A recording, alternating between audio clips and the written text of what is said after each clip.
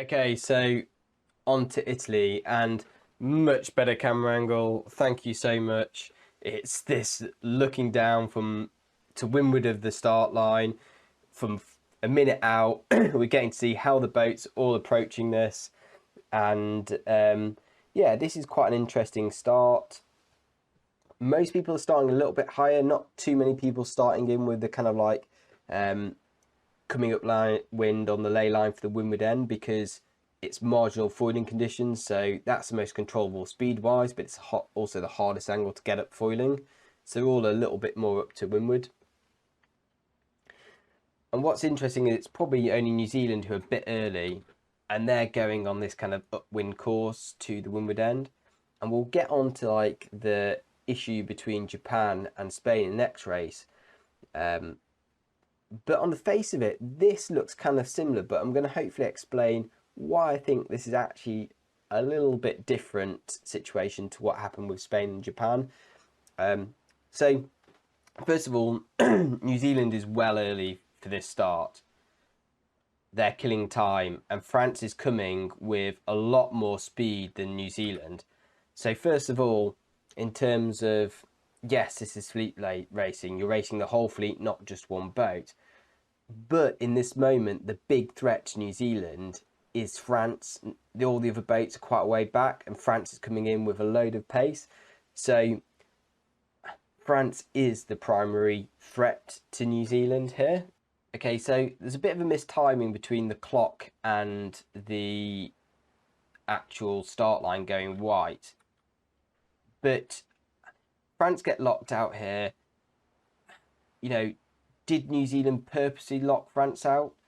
Actually, not really. I think New Zealand were just still killing time. You can see we're down to 0 on the timer, but the start line's not open white, and it only opens white just then, literally as New Zealand cross.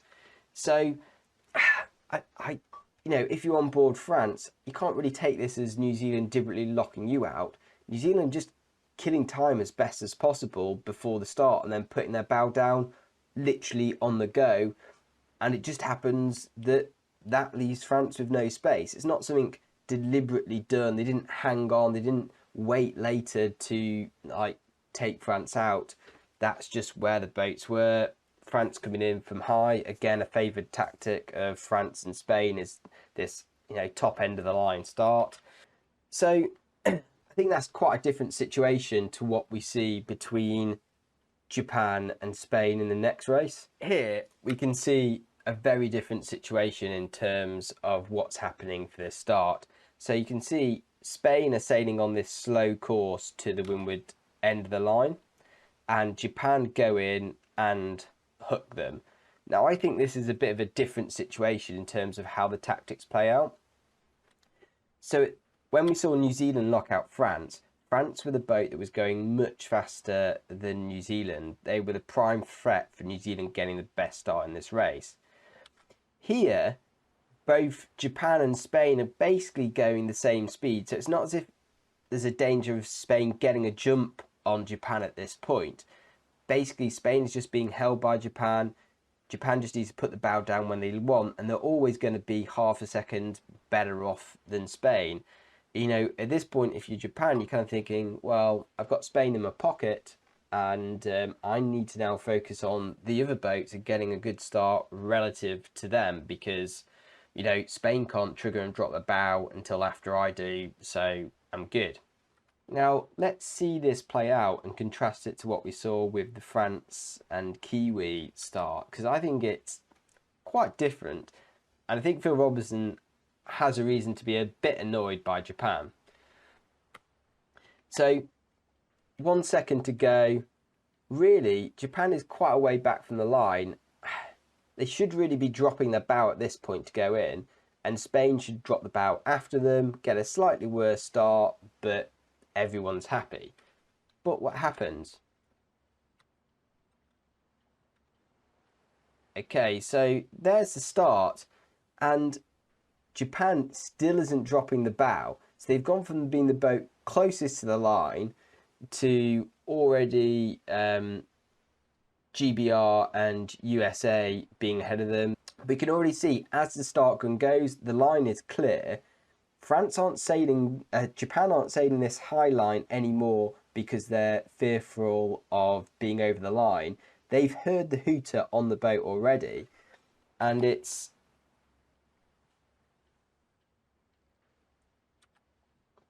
kind of 3 seconds until Japan even start to drop the bow.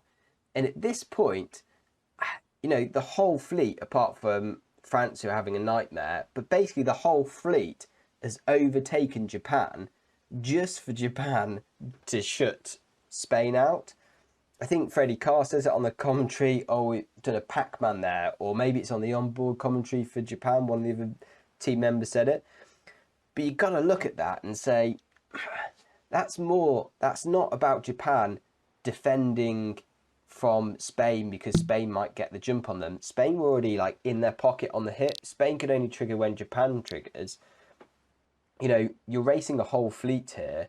Really, Japan's concern was the rest of the fleet. The other context to add in this is Japan were already through to the final, so this start doesn't matter for Japan. So in some ways you think might be the sportsmanlike thing to do, to just kind of go through the process of going around the course, but also let the other teams fight it out as to who's going to get through to the final. Maybe Nathan's really worried about Spain, thought they were more of a threat in the final than someone else. As it happens, Spain sailed back superbly from this to claim place in the final. So, if that was Nathan's idea, was to match race, fill out, then he didn't really achieve that either because they bounced back. So you can see, Japan goes through to win this race. So, whatever, who am I to say that this is, a bad start for them? But, well, it is a bad start for them. Why would Japan do this? I think they've seen Spain and probably France as well opting for these kind of easy windward boat starts where they've barged in quite badly. Footage from Bermuda of Spain barging in at the windward end. Nathan will have seen that. I don't know. What do you think? Part of me thinks this is Nathan Otteridge. This race doesn't matter to him. I think it's partly Nathan Otteridge just stamping a bit of authority, kind of, showing up Phil Robertson for kind of electing for the easier tactic of these kind of windward end starts, and maybe also kind of, giving Phil a bit of a put down because he is a bit gung-ho at times. There was collision that he had in Sydney, collision with France on the previous Sail GP in Bermuda. It really hurts Spain. I can see why Phil Robertson is pretty pissed off about it, because there's nothing about those actions that can really see is about Japan kind of getting the best start relative to the fleet. Now, there are some, in fleet racing, there are some limited situations where kind of really hurting one opponent is a good idea. Deliberately hurting one of the opponent is a good idea. And that's if you're near the end of the race and the only threat to your position is literally one of the boat, then yeah, put the hurt on that one of the boat. Or if you're kind of against them for the championship, it's the last race of the series, you just got to beat them, then yeah, your focus should be on them. But generally in fleet racing, you're racing the fleet and you're looking for the fastest way around the course, and any harm to you, even if it's slight, kind of, is a bit of a poor tactic. And it's something I associate more, with kids and kind of lower level races. The type of people go around the course just hoping to call starboard on someone, and that's it. They don't care the result. They just want to, get one over on one person at one point in the race. It's kind of a little bit naff and kind of misses the point of fleet racing. And it kind of strikes me as Nathan just kind of doing that. So I can't help but think, I don't think Nathan's the character just to, I just want to get a port starboard or a windward leeward or a shutout in this race. I don't care how I finish. He's not that type of person. So part of me kind of thinks there must be a little bit more behind his actions there in why he wanted particularly to take the opportunity to shut out Spain, because it's not really a move that wins you 49er World Championships. Yeah, maybe it's Nathan stamping his authority on the event, but I definitely think there's more to it than just Nathan defending his end of the line. Like, it kind of went well beyond that. Anyway, that's it for me on the starting tactics. I'm actually quite enjoying the reaching starts. It's didn't think I'd find myself saying that. I thought of all the aspects, there's a lot I like about Sail GP, some awesome racing. I thought both rounds, even the light wins in Italy this weekend, actually produced really good racing and quite what I thought was quite fair racing as well. I was surprised about that.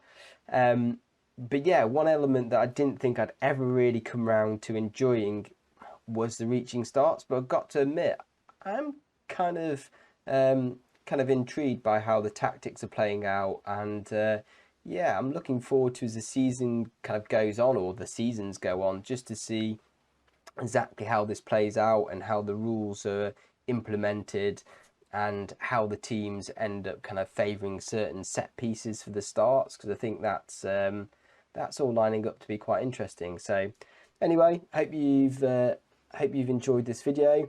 I'm going to be speaking to good friend Rob Gullen again, get his views, because I know he's been paying attention to Sail GP racing, and yeah, he's definitely got some strong opinions on it, as you'd imagine. So yeah, I'll catch up with him for a chat at the sailing club or something soon. But yeah, take care and see you soon.